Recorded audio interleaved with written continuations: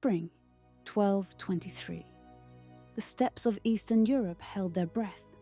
For the first time in generations, the princes of Kyivan Rus stood united.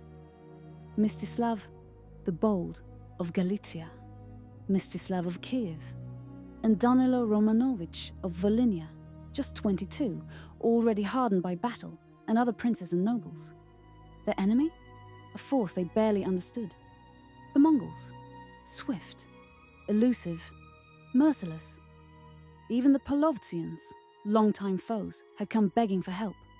And so, Rus marched, not just to defend land, but to stop a storm. At first, it worked. The Mongols retreated. The princes pursued, deeper and deeper into the steppe. Too far, too fast. And then, Kalka. The battlefield was a trap. The retreat was a ruse.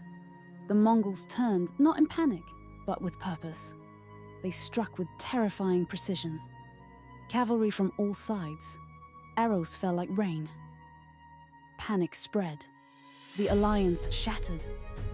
Mstyslav of Kyiv was captured. He and dozens of nobles were executed, crushed beneath wooden boards, while Mongol generals feasted. Some tried to flee. Most died in the river. But Danylo of Volynia fought his way out, bloodied, leading what few men remained. Mstyslav the Bold survived too, but the unity had died on the field. Kalka was not just a defeat, it was a warning, but no one listened. The princes returned to their rivalries.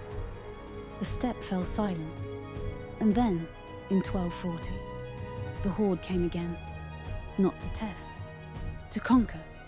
Kyiv burned, Rus fell.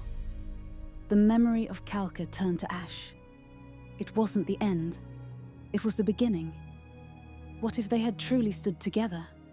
What if Kalka had changed everything?